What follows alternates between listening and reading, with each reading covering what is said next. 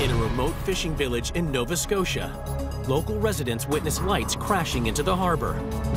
At first, they assume a plane has gone down, but government documents reveal a shocking alternative. No one reported a UFO. One of the unique things of this case, it was the authorities that were openly calling it that. In Iran, the Air Force scrambles fighters to investigate strange lights in the sky, leading to an astonishing mid-air encounter. These projectiles were heading directly for his aircraft, and he didn't know what to do. And in New Zealand, several witnesses see an object streak across the sky. I cannot categorize what it was. It was something I have never seen. These mysterious sightings spark an investigation with some remarkable conclusions. It actually climbed and it increased in speed. It was operating in some kind of controlled manner. Does anyone know what these phenomena are? And do the governments of the world know more than they ever reveal to us? The answers may lie in the fascinating stories of UFO conspiracies. October 4th, 1967, Nova Scotia, Canada. In a suburb of Halifax, local resident Chris Stiles, then 12 years old, is at home. At about 10:30 p.m., I was getting ready for bed on a school night. I was up later than usual, and I happened to look out the back window of my house. And when I looked in that direction, I saw an orange sphere that was dull, quite large, moving along the coastline, and I knew right away that I was seeing something very strange, and I wanted a better look. Chris runs out of the house and down to the waterfront as fast as he can. I was confronted with a 60-foot orange orb that was hovering silently low over the water. It was absolutely featureless, and the texture of it would remind one of iron when it first glowed in a fire. I'm looking at this thing, and I'm just overwhelmed with fear. Eventually, I seemed to find the courage to run, and this unusual object paid no attention to me whatsoever and just continued on its way.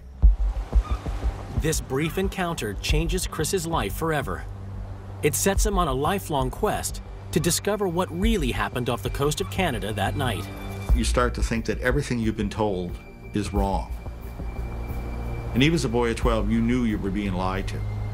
Answers were few and far between, and it was unsettling. It was like a bad dream.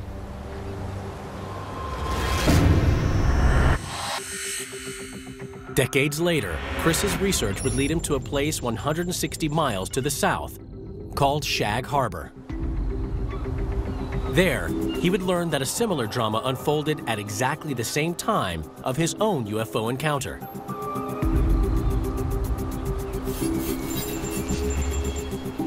It begins with an 18-year-old fisherman, Laurie Wickens, who is driving through Shag Harbor after an evening out with friends. Laurie still lives in Shag Harbor, and he's never forgotten the events of that night. Roughly right along here somewhere that we first noticed the lights in the sky that night. First one would come on, 2, 3, then 4, then they would all go out and start over in that same sequence.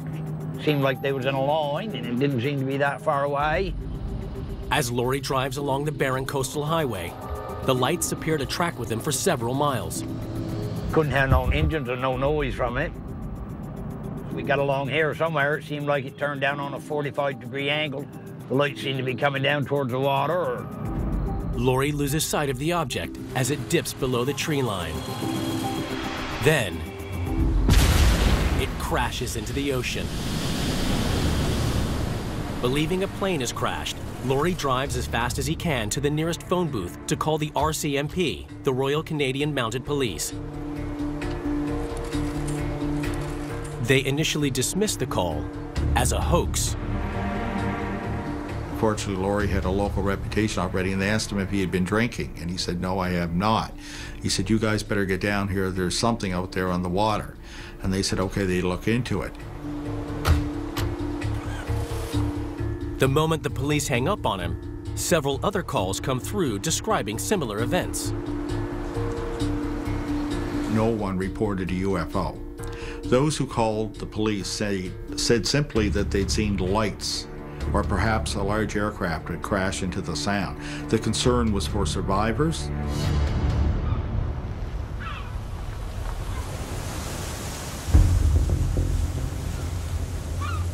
This here's where we told the RCMP to meet us so we could see the light in the water after I'd been to the phone booth and called them. And that's where we first see it in the water. Then it was down about there, and we watched it drift the whole way down past the harbour here. Just one light, like a half of a globe upside down, sitting on the water. It was a yellowish white light that was on steady. The RCMP arrive and, like Laurie and the other witnesses, catch sight of the mysterious object floating in the water. We just figured it was a plane in the water. We was going to look for wreckage or people or whatever. Then the light vanishes. And it just went out, just disappeared. It didn't stay on and go underwater, you'd notice it, the light just went out. Desperate to find any survivors, the police commandeer some local fishing boats, while the Coast Guard send their own rescue vessel to Shag Harbor. Laurie joins the rescue flotilla. We went out, looked in the harbor everywhere for debris, and nobody never found none. All that is found is a strange foam on the surface of the water. It was yellow. Some of them claimed to have smelled sulfur. Some said they did not smell anything. There was an attempt to collect some of it at the time. We used a fine dip net, but as you collected the foam, it would simply dissipate and nothing remained. The search resumes at first light, but there is no sign of any plane or anything else. Canadian Forces Headquarters eventually orders an underwater search by Maritime Command. And this went on for several days. At last light on Sunday, the search was terminated, reporting no results. As far as all the locals are concerned, the mysterious object is some sort of aircraft. But ironically, the government itself makes an outlandish claim.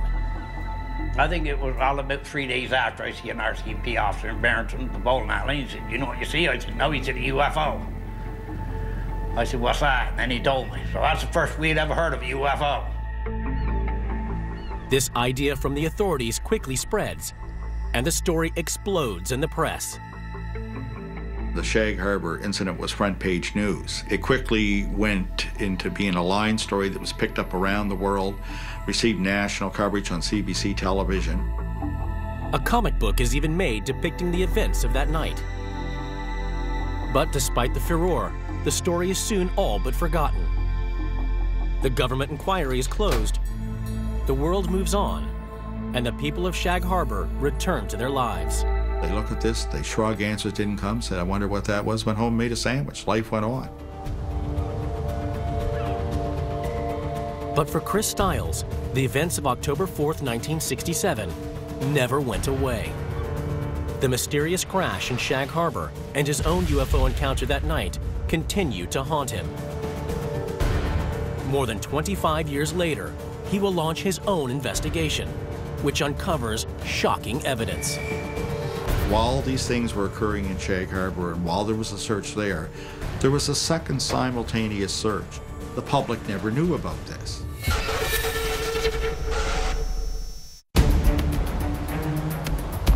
In Nova Scotia, Chris Stiles is investigating a mysterious incident from the late 1960s. The apparent crash of an unidentified craft into waters off the fishing village of Shag Harbor. He enlists the help of fellow Canadian researcher Don Ledger.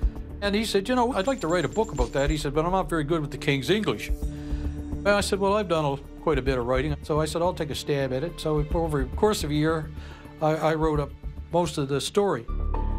Together, Chris and Don begin to search for evidence of what the authorities knew that night.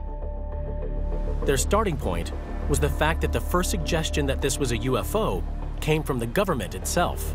No one reported UFO. One of the unique things of this case, it was the authorities that responded, that even early the next day were openly calling it that. The Chronicle Herald here in Halifax, the biggest newspaper this side of Montreal, had the banner headline up, "Maybe something concrete to UFO crash in Shag Harbor," in red block letters. Armed with this knowledge, they begin a detailed search through the archives for the source of the UFO claim. What you're looking for in a UFO case as an investigator is two things. You're looking for high strangeness and high credibility. And when you get a paper trail like the Shag Harbor incident, you've got something in your hands that just won't go away or evaporate. One of the first documents they uncover appears to be a smoking gun. We look at the telex they send back when they order the underwater search, and what does it have? UFO, 3 big letters, underlined. And I've looked at thousands of these documents, but I've only seen one that was like that. This early, intriguing discovery spurs them on, and soon they uncover more.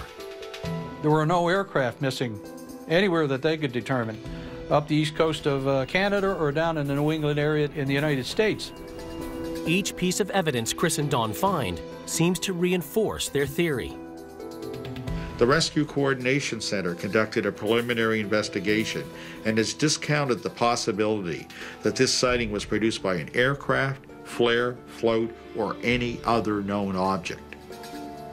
The government of the day and the people that were investigating it didn't think that there was a conventional explanation possible. But the trail of evidence in the paperwork soon goes cold.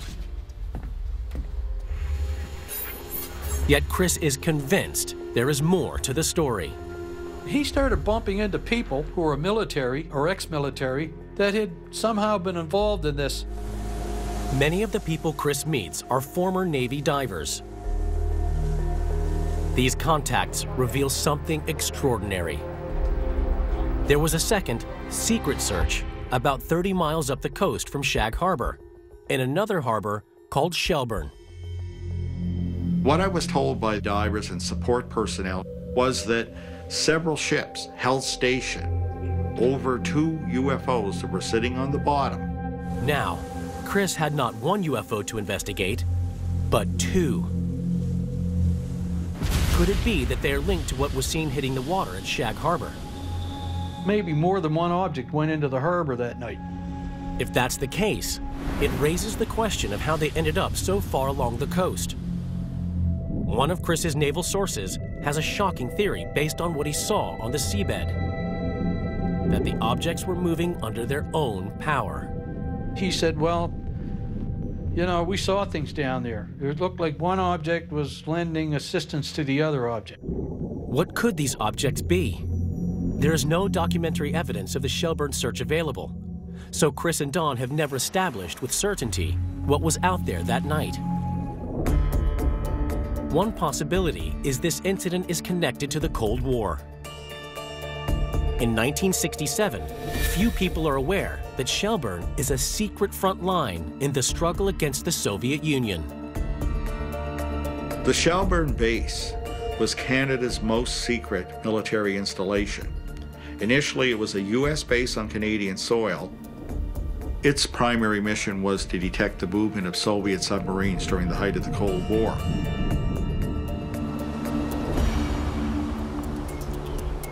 It's no surprise that a UFO crash in close proximity to a critical naval defense would spark a strong response from the military at the height of Cold War tensions, especially if whatever went down was a valuable piece of military technology.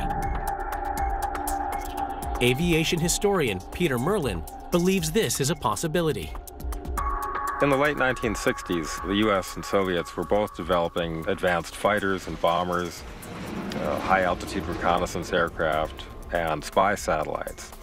If it was, in fact, U.S. technology that fell out of the sky, it's entirely possible the government would have wanted to recover it because it was either classified and they didn't want people to know, or simply to prevent embarrassment. One of the explanations that has come forth is that perhaps what was seen was a super-secret U.S. military device. I find this quite odd because if you're trying to test a new aircraft, you don't test it near a populated area. You certainly don't put flashing lights on it. You don't draw attention to it. Too many times these things are supposedly identified or people try to make them a military experimental aircraft, yet they're not doing what experimental military aircraft would do. If Don and Chris are right, if the objects seen in the sky and water off Nova Scotia are not aircraft, then there is a possibility they came from space. According to Dr. Alice Gorman, an expert in space debris, that doesn't make it an alien spacecraft, but part of a man-made one, a piece of so-called space junk. Even by the late 60s, there were at least 1,000 objects in Earth orbit. We're looking at a lot of stuff that's up there and a lot of stuff with the potential to re-enter. What's more, it's not uncommon for pieces of space junk to survive re-entry. The most common object to re-enter and survive is actually titanium pressure spheres, which are part of the fuel injection system. A titanium pressure sphere very closely matches the description of the floating spherical object seen by Lori Wickens in the harbor that night. However, those close to the story discount this theory. That wasn't a meteorite, or that wasn't space junk. It had been on fire and it wouldn't have been that color. It's unlikely to have been space junk. They would have known, they would have told us. The Canadian government was very forthcoming about such things happening here. And a great example occurred in the mid-70s when a Soviet satellite, nuclear-powered, Cosmos 954, entered the atmosphere over the high Canadian Arctic and crashed and left a large footprint of radioactive debris. Everything was released to the public. They were very forthcoming and open about it. And I just think that if something similar had happened or been responsible for this, that they would have had the same open policy in the 60s as they did a few years later in the 70s. One final explanation that has been put forward many times suggests that the lights seen in the sky were nothing more sinister than a series of flares. The locals of this traditional fishing community scoff at that notion. Flare don't go flying through the air. It ain't 4 lines in a row. It goes up and it comes down, and it's either bright red or it's white. And anybody that thinks that was a flare, I wouldn't want him to come rescue me. However, there are many different types of flares, and some of them do appear in rows, flying through the air. David Higgins, a helicopter pilot who has logged more than 8,000 flying hours, explains more. On the subject of flares, many military aircraft have the ability to deploy flares. And the purpose of these flares are to stave off heat-seeking infrared missiles. They're mainly magnesium, operating at thousands of degrees. Now, the appearance of these flares are quite dramatic. They tend to burst out from the aircraft in an array, so it would give the appearance of being a string of lights. These kind of flares are often released as part of military exercises. But Don thinks this, too, is highly unlikely. Nobody was doing an exercise down around Shag Harbor, and why would they in the first place? That's not their normal exercise area. Flares, that's a pretty simple-minded explanation for something that's as complex as Shag Harbor. Decades later, mystery still surrounds the incident. Canada's Department of National Defence has officially stated that this sighting remains unsolved. I've already concluded that whatever was responsible for this that night has to be something unconventional. I'm not about to tell you that these are little gray guys from Zeta Reticuli or Alpha Centauri. I do not know. The lack of further government investigation indicates the events of that night may have been nothing extraordinary. Chris, however, will keep searching until he finds a definitive answer. I used to be very frustrated. I'm not anymore. I embrace the uncertainty of it now. I love it.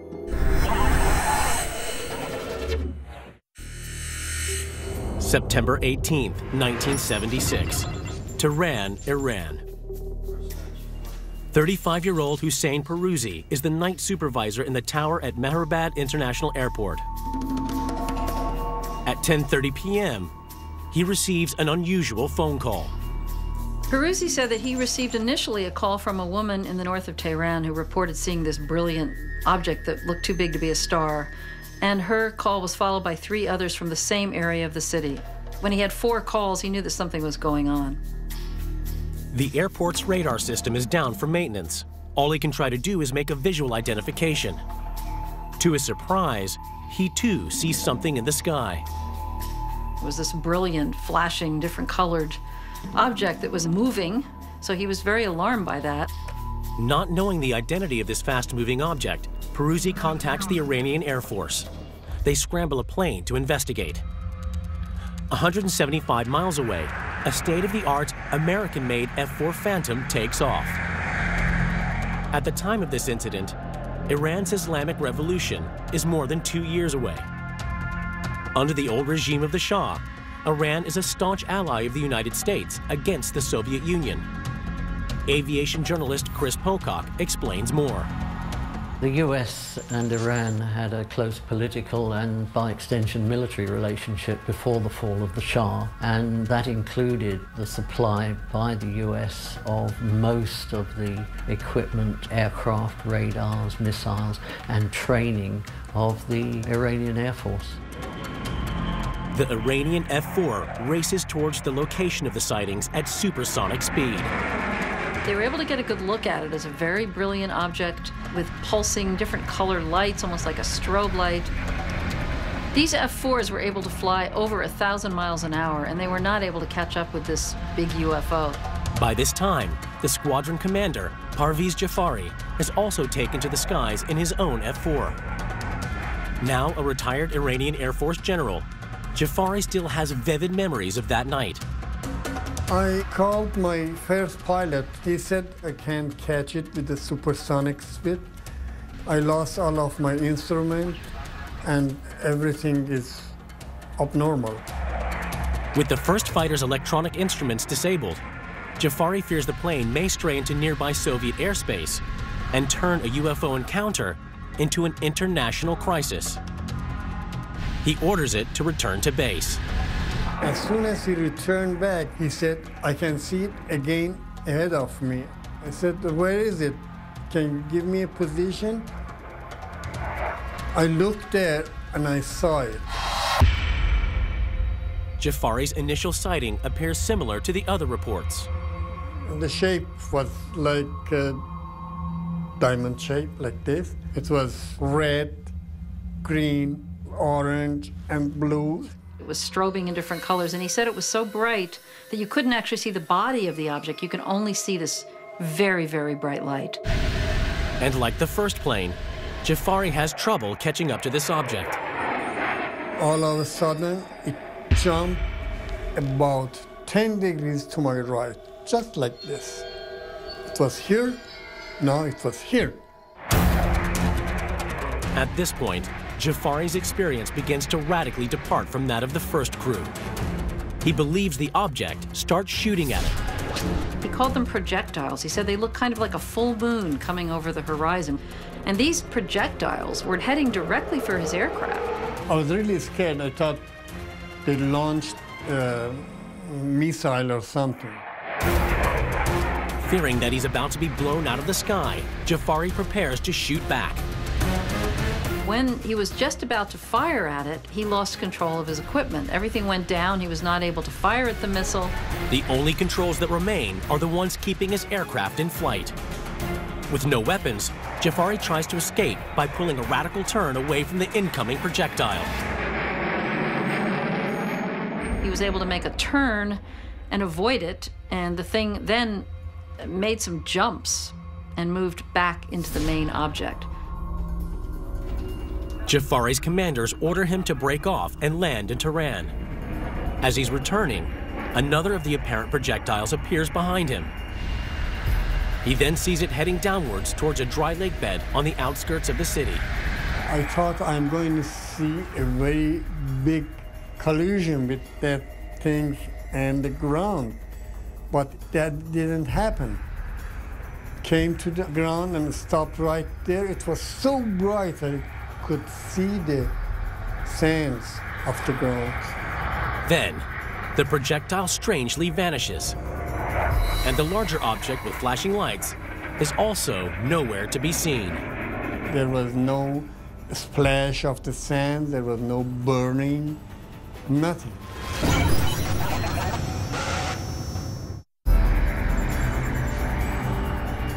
Iranian pilot Parviz Jafari is scouring the desert south of Tehran for a possible downed UFO.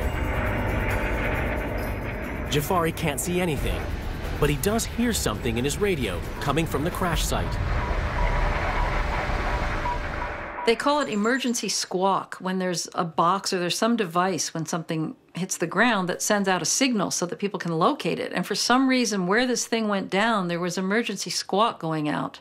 Another airplane reported hearing the same sound. With a clear signal locating the object in the darkness, Jafari is allowed to land at last. At first flight, he joins the search and rescue teams hunting for the object.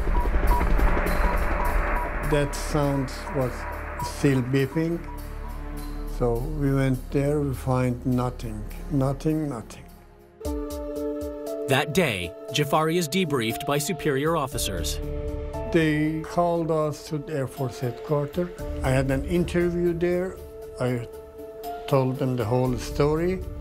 And I saw an American colonel was standing on the corner of the room, and he was taking notes. As well as supplying Iran with state-of-the-art U.S. technology, American military advisors are a fixture at many Iranian bases. During this time of Cold War tension, Jafari's encounter catches the eye of one advisor, Lieutenant Colonel Olin Moy.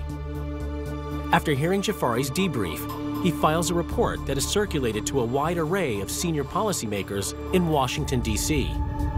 This particular memo was sent around to many departments within the U.S. government, the White House, the CIA, the State Department, a whole list of very important agencies. In the document, Lieutenant Colonel Moy gives a thorough description of the incident, but reaches no firm conclusion. The analysis of the case referred to it as a UFO. So they were never able to explain what it was. It just went on the record as something unidentified. So there seems to be little doubt that a lot of people saw something and that it was taken seriously in both Iran and in Washington. But just what could it have been? One possibility is that the source of the sightings is some kind of aircraft. Could this object be either American or Russian secret technology? Aviation historian Peter Merlin considers the question. Considering the state of U.S.-Iranian relations at the time, I hardly think it likely that the U.S. would have been conducting any sort of military operations in Iranian airspace. More likely, it would be a belligerent neighbor such as Iraq, who would have been supplied by the Soviets, possibly with electronic warfare devices. An electronic warfare device could explain the equipment malfunctions experienced by the F-4s. There are all manner of different kinds of avionics that can be used to jam communications, radar tracking. But Parviz Jafari, an experienced combat aviator, discounts this idea. The jamming is reflect only on the radar, but you can't jam the missile system or you can't jam the instrument system. If there was no deliberate attempt to disable the fighter's systems, then perhaps the malfunctions are the result of a more straightforward explanation. Another experienced pilot, David Higgins, thinks this is a possibility. Aircraft instruments and radios are electrically powered, and sometimes if you have a failure of a bus bar or a generator, you may lose certain instrumentation and some of the radio navigation equipment. Electrical failures do happen, and there is a possibility that both planes suffer the same fault. Yet, no aircraft malfunction can explain the most striking thing about the incident: the bright light seen by Jafari and several other witnesses. Astronomer Professor Nigel Henbest thinks he knows what the lights could be: a well-documented piece of space junk. Among the bigger bits of space junk that can fall down to Earth are parts of rockets which are launching satellites into space. And interestingly enough, on this same night, there was a light seen over Morocco where there were UFO reports, and it turns out that that was actually a rocket engine from a Russian rocket which had launched into orbit. We don't know of any burning up rocket that happened over Iran on that night, but we can't rule out the possibility. Often, when objects burn up in the atmosphere, they glow in a variety of colors. As they come down through the Earth's atmosphere and burn up, if they've got particular elements, for example, copper will make it glow green, or if they light up the Earth's gases in a particular way. If there's oxygen, then it'll glow green as it goes through the oxygen region, or red as it goes through a nitrogen region. David Higgins believes there is a reason the aircraft malfunction occurs at the same time the lights appear. It could, of course, be a coincidence. It could be that there is a fault with the aircraft, and that's why he's seen these faults at the same time as seeing this object, and he has linked the two together. But it still leaves one more unexplained element to the story. The strange radio signal, the squawk heard by Jafari and the search and rescue team. There are reports in this case that a transponder was found on the ground, and reports that it had been dislodged from the aircraft or came away in turbulence. If you did find a transponder on the ground, you would expect to see that as part of wreckage of an aircraft. You would not find a transponder by itself. There is no one single explanation for what happened in the skies over Iran that night. It's quite possibly just a bizarre coincidence. But the mystery continues to captivate believers and skeptics alike. It's so well documented, there were so many witnesses. So because it's so well documented and so fascinating, it's really one of the most interesting cases that we have on record as far as I'm concerned.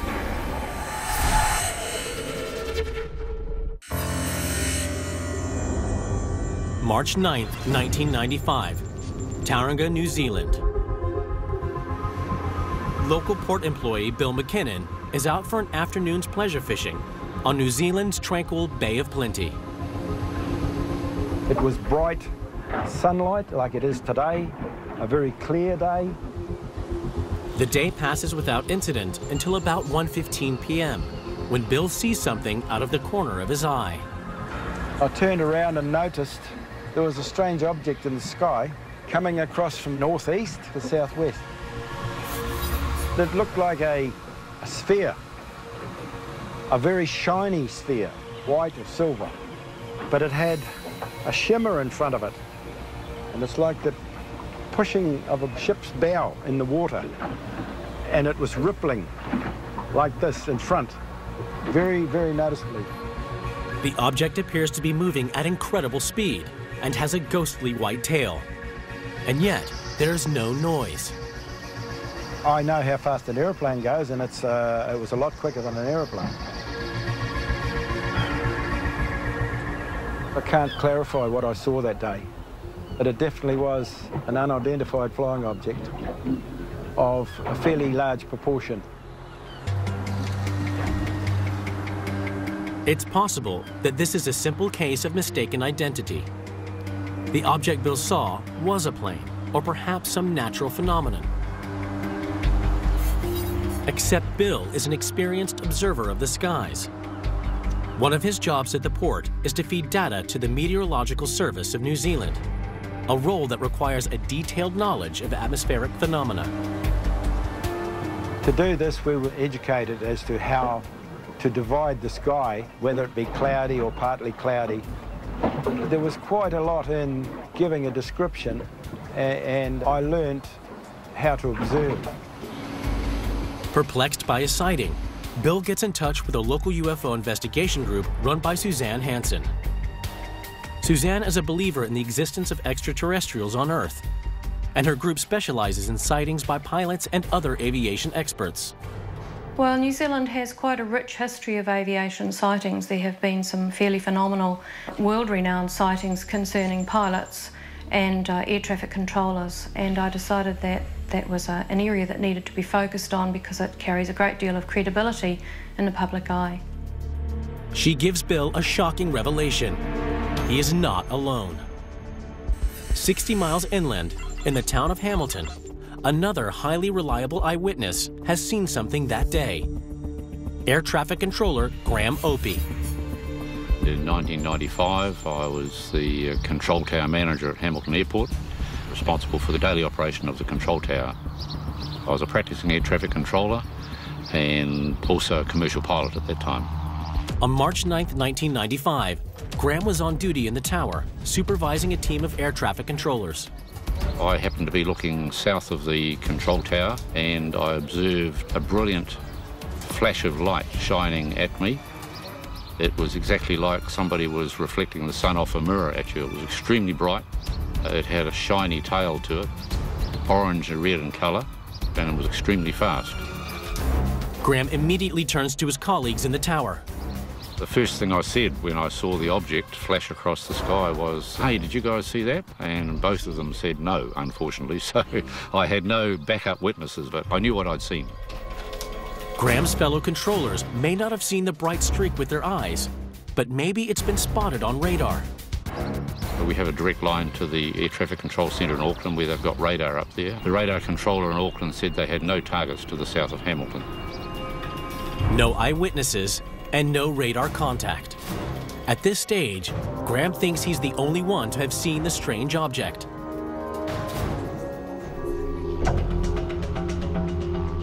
Then he gets a phone call from Suzanne Hansen. She explains his sighting is not a one-off, but part of a whole series of similar events. We know that it was reported in the newspaper and it was probably seen by hundreds, if not thousands of people. They didn't know what it was. Some people thought it was a jet plane. People thought it was anything from a meteor to a comet.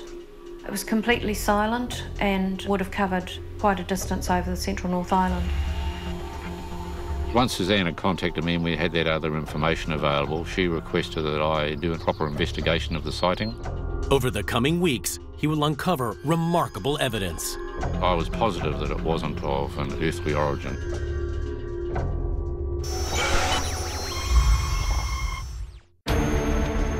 Graham Opie begins a detailed investigation into a suspected UFO he's seen on New Zealand's North Island. He begins with the most obvious possibilities. My initial reaction when I saw the object was it was some kind of jet fighter because of the speed it was travelling at. That theory would also explain one of Bill McKinnon's observations, that he witnessed a rippling effect like a bow wave around the front of the UFO. When aircraft approach supersonic speeds, they can create what's known as a sonic boom cloud. It's caused by water vapor condensing around the craft between waves of high-pressure air. But if what he saw was a jet, that raises the question, why didn't it register on ground radar? The fact that it didn't meant that it was either cloaking itself or it was travelling so fast that the radar dish just didn't have time to register the object. But the fact that it didn't appear on radar meant that it wasn't anything of our Air Force, it was just a UFO. A UFO doesn't mean to say that it's got little green men flying around it or anything, but whether it was extraterrestrial or not, I had no idea at that stage. As part of his investigation, Opie interviews Bill McKinnon, and a crucial piece of evidence emerges. The sightings of the two men were just 3 minutes apart, but separated by a distance of more than 60 miles. And that's not the most surprising thing. From the sighting in Tauranga to the sighting in Hamilton, it had actually climbed and it increased in speed, which showed that it was operating in some kind of controlled manner. The results of Graham's investigation led him, Suzanne, and Bill to the same conclusion. The object was possibly of extraterrestrial origin. I was positive that it wasn't a man-made aircraft. It was travelling too fast. The speed of the object was the deciding factor to say to me that it wasn't of an earthly origin. I really have to have an open mind about it, and I'm willing to believe that it was a spaceship of some sort, extraterrestrial. I don't believe it's from this country or from the world. Seasoned observers of the sky, like astronomers Nigel Henbest and Carolyn Crawford, agree with Bill. The object is almost certainly not from New Zealand, and maybe not even from this world.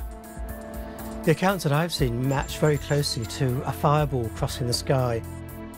A fireball is a meteor that is intensely bright, so you've got something more massive burning up in our atmosphere, and you get light not just from the meteor itself heating up, but also from the way it energizes the air as it travels through. So there's a lot of light generated. It can be as bright as the sun even in extreme cases. Fireballs are rare occurrences, but several have been documented on camera in recent years. One of the most famous cases is a fireball that passed over the city of Chelyabinsk, Russia in 2013. And you can see from the videos that were taken at the time from car dashboards, you can see this thing crossing the sky against the blue daytime sky, and that was so brilliant. It was easy to see. In fact, it cast shadows even in daytime. Those close to the case discount this theory. We consulted the late Dr. Frank Bateson, who's New Zealand's most renowned astronomer, who was quite sure, given the full description that he looked at, that it couldn't possibly have been a meteor. It gained in height, it moved on a curved path, and it seemed to have a very bright reflective object at the front of it. And there's one other major flaw in the fireball argument. It was completely silent. There was no sonic boom and no sound attached to the sighting. The Chelyabinsk fireball creates a sonic boom so powerful, it shatters thousands of windows across the city. However, some fireballs are in fact completely silent. When I read this report of it going across the sky in this way and was visible for quite a long period of time, but wasn't seen to come down to the ground, it reminds me of a case in 1972 called the Great Daylight Fireball, which was seen from North America. This was actually a space rock which skimmed the Earth's atmosphere. It came in the top of the atmosphere, it came across, skimmed like a stone skipping across water, and went back out into space again. This could explain the eyewitness accounts of seeing an object moving horizontally rather than falling.